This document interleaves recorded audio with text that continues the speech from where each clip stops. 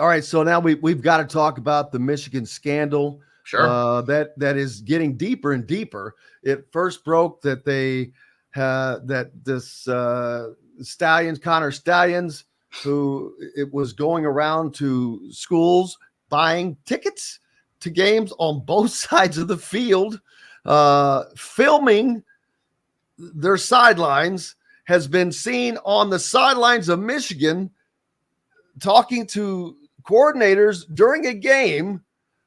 What am I missing? What else? And now it's coming out that this was going on with certain SEC teams that were either in the SEC championship or potential teams that Michigan would be playing in the college football playoffs. So it looks like they certainly covered their bases, except for not doing it well enough that they didn't get caught. First of all, how did they get caught? I think it was basically that other teams the rumor is, and this has not been reported. This has not been reported out yet specifically, I don't think.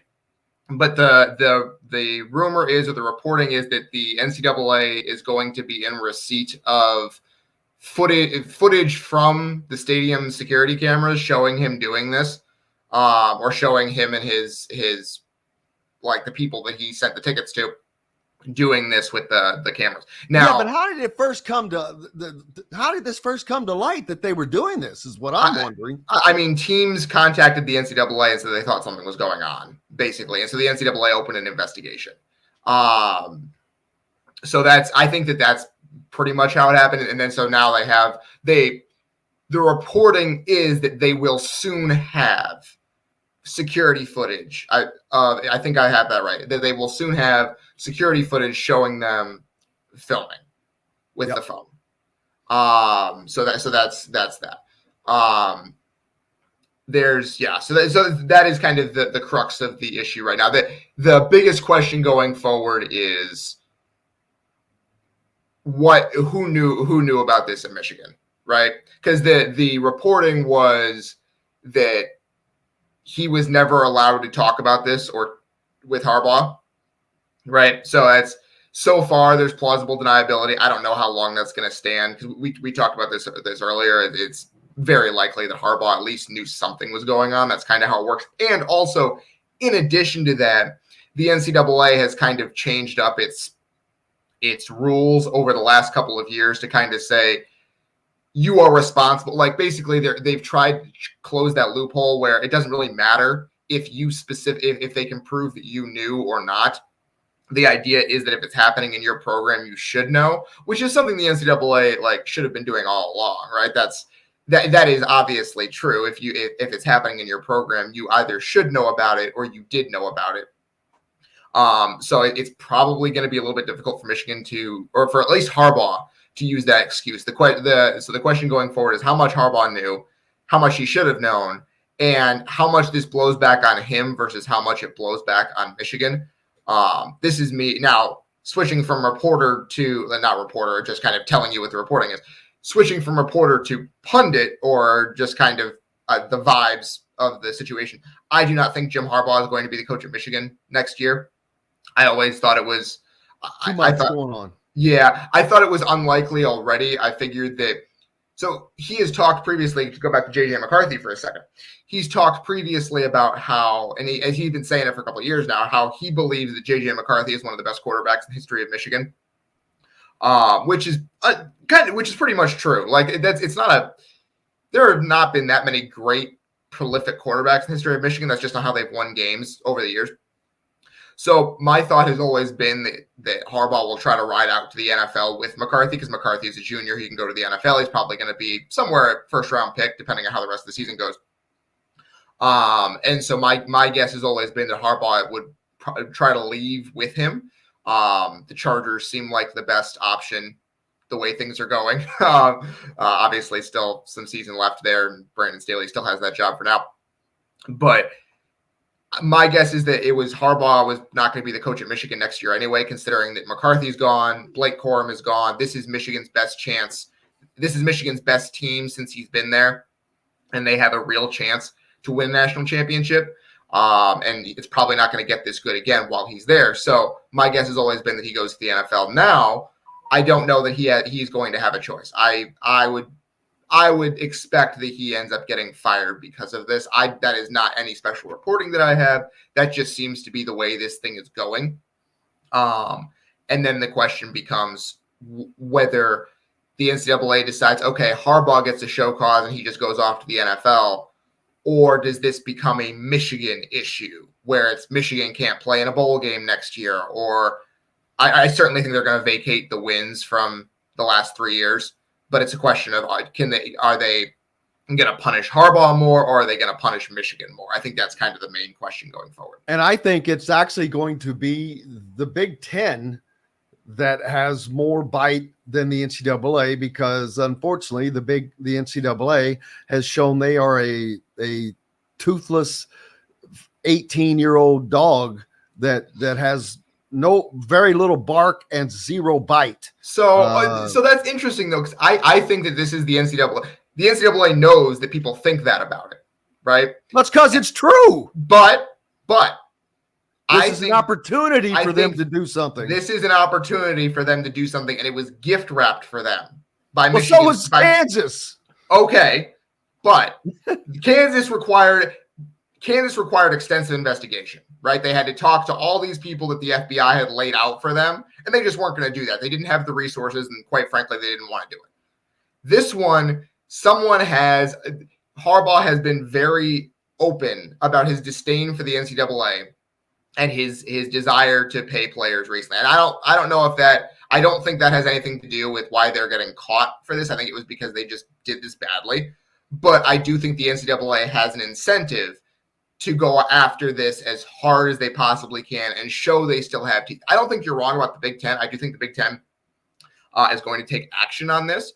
But I also think the NCAA, this is their last, I think, before they go into basically hibernation, because at some point in the next couple of years, the NCAA is just not going to be involved in football anymore for a certain group of teams. At least that's my opinion. I think this is their one opportunity to really stick it to someone in a big national case. And I think they have the evidence to do so, and I think they will. I think because Michigan fans, let me tell you something about Michigan fans. They have been saying the same thing you did about the NCAA, and I think they're wrong. I think the NCAA is going to come down hard here, maybe in conjunction with the Big Ten, but it is going to come down hard and say, see, we can still do something. And then the next time something happens and people say, well, why don't you go after this team the way you went after Michigan? The NCAA is going to be like, well, that was a one-time thing.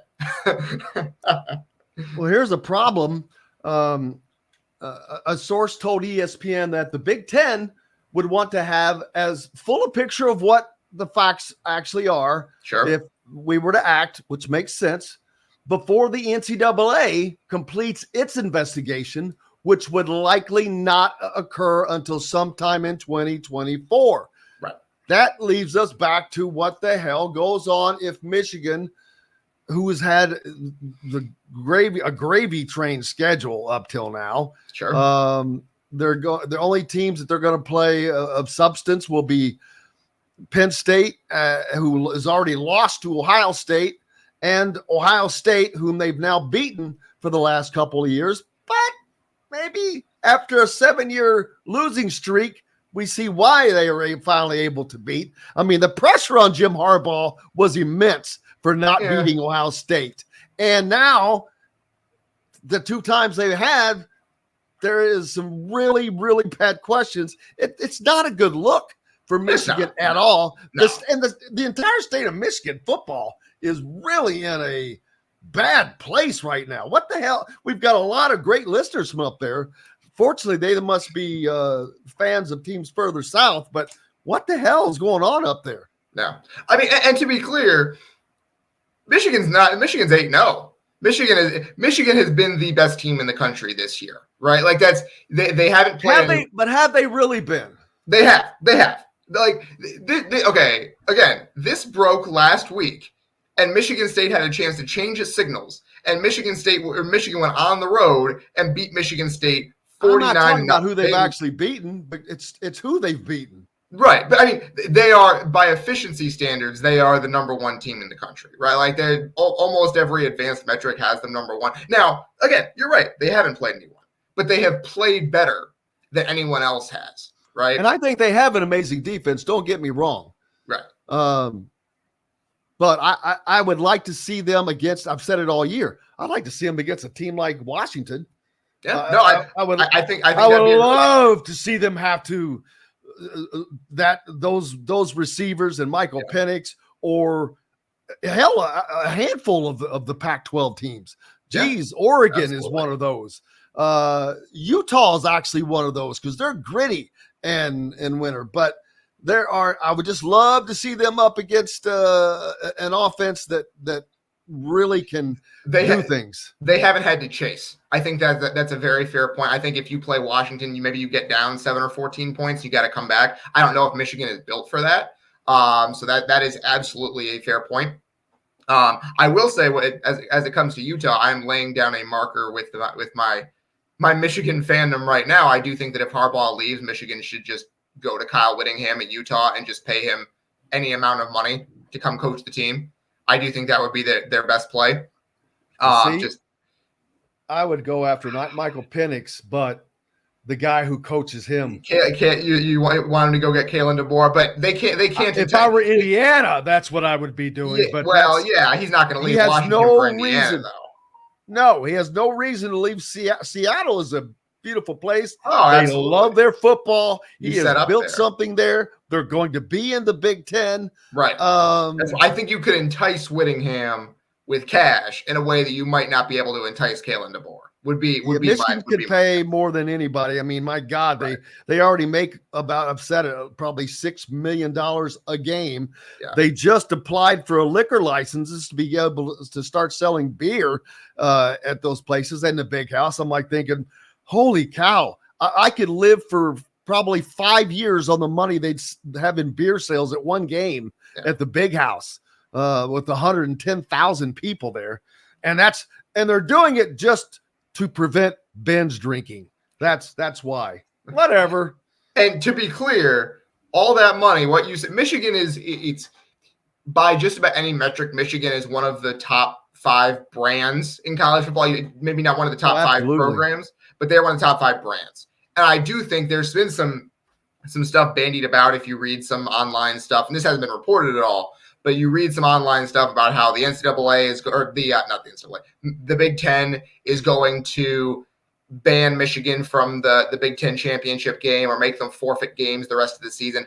That is not going to happen. No, because that's the problem. And that's the problem.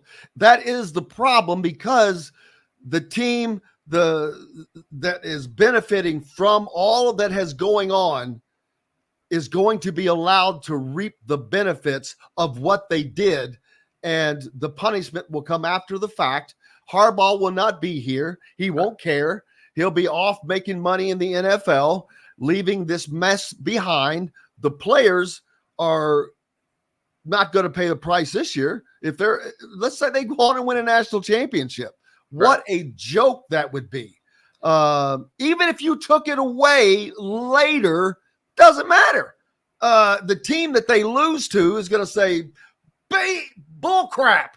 They shouldn't have been. So it's just so much. We've got to take a break. I've talked too much.